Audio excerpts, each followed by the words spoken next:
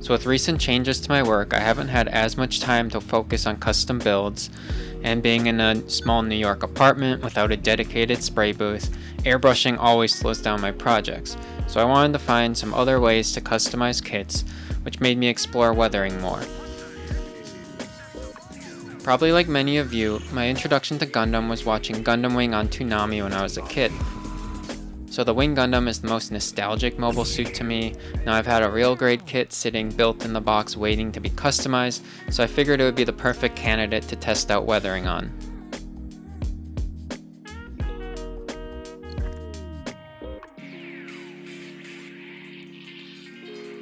For this build, I'm going to start with adding details by hand painting and applying decals. I'm going to seal those in with a top coat, then I'm going to apply weathering effects like chipping, washes, and a palette.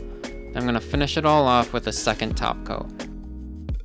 The first step was hand painting details. Now while airbrushing slows me down, this is a quick step and easy to do at my desk. I started with chrome silver, which is my go-to for mechanical details.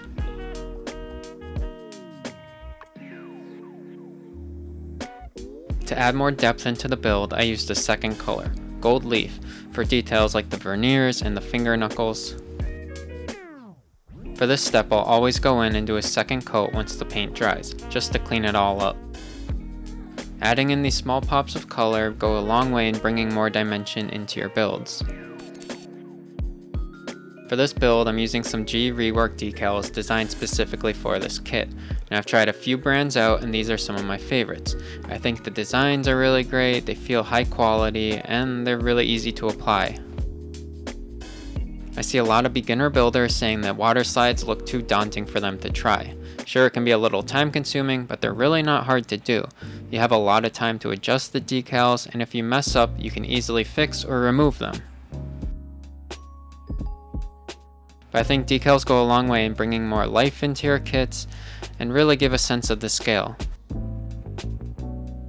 For me, decals are a must with my builds.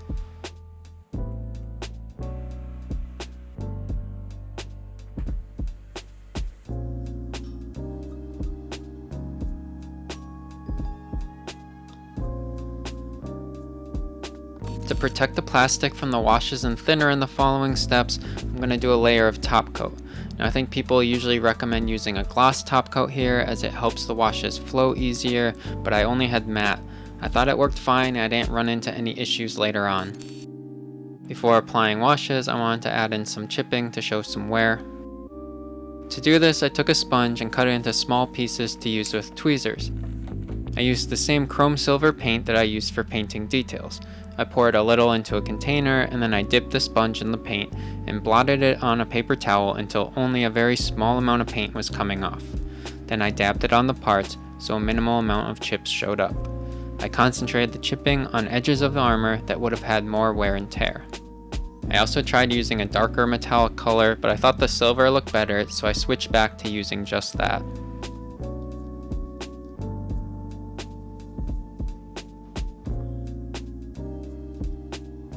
It was my first time trying this out and I thought it worked pretty well.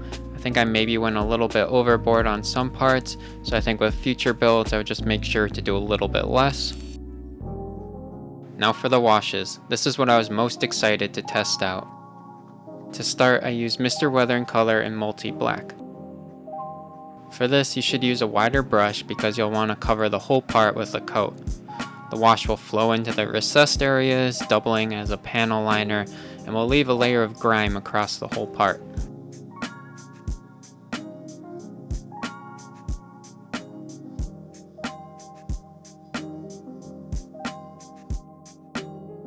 Don't worry about it looking like it's too much because we'll clean it up after.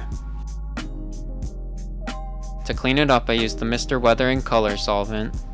I just dipped the Q-tip in some and began wiping the parts. Now you don't want to remove it all, you should leave some residue. Now when I clean up panel liner, I usually switch out the Q-tip really often just to make sure that the parts are clean. But for this, I really rocked the same Q-tip the whole time. I thought the dirty Q-tip did a great job at removing the excess wash, but leaving a nice natural weathered look. Then to bring in more dimension into the weathering, I also used the shade brown color to mimic mud smears. Instead of coating the whole part, I concentrated this around crevices and the edges of armor that I thought would get dirty.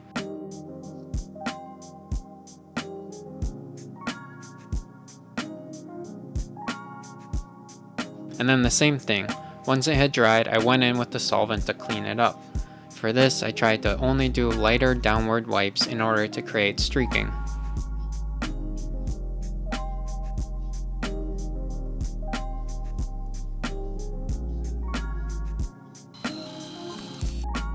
In my research, these Tamiya weathering palettes were often recommended.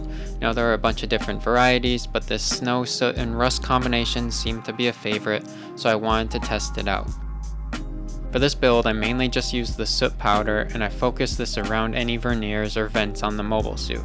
I was just applying it where I thought smoke or dust would be getting blown on the armor.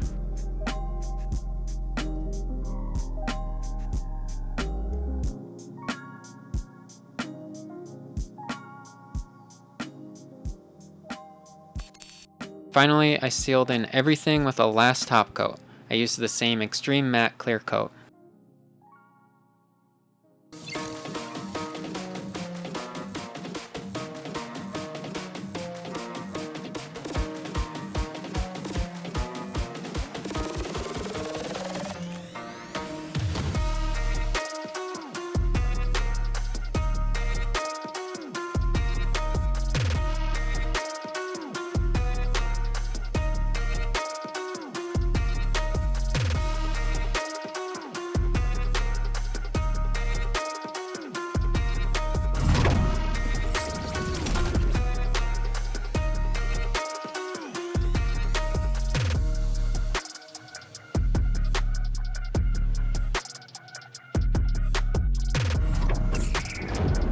Gunpla.